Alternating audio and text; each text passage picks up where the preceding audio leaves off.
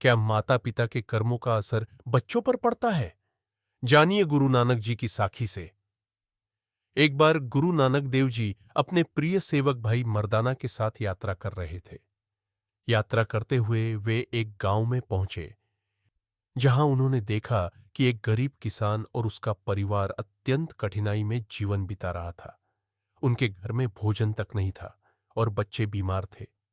गांव वाले कहते थे, यह परिवार अभागा है, न इनके कर्म अच्छे हैं, न किस्मत।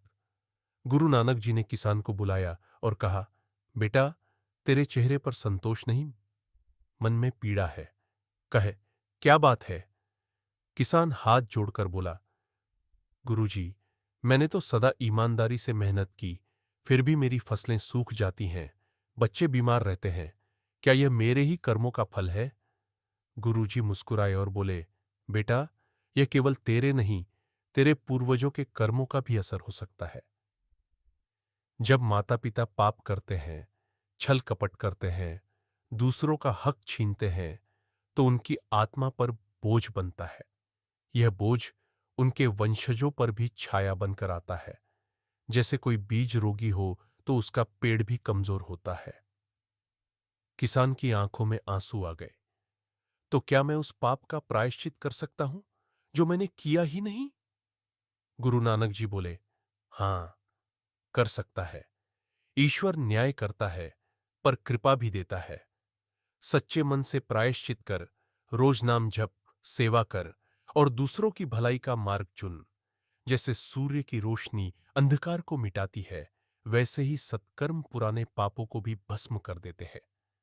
फिर उन्होंने कहा, कर्म की गति केवल ईश्वर जानता है, पर नाम सुमिरन की शक्ति असीम होती है। यदि तू आज से भी अपने कर्म बदल ले, तो अपने बच्चों का भाग्य भी बदल सकता है। गांव वालों ने ये बातें सुनी और उस किसान की सहायता करने लगे। धीरे धीरे किसान की हालत सुधरने लगी। उसकी मेहनत रंग लाई, बच्चे ठीक हुए और पूरे गांव ने गुरुजी के उपदेश को अपनाया। इस साखी से हमें क्या सीख मिलती है?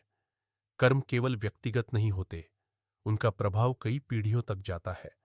माता पिता के कर्मों का असर बच्चों पर पड़ सकता है, पर सच्चे प्रयास और ईश्वर भक्ति से उस चक्र को तोड़ा जा सकता है।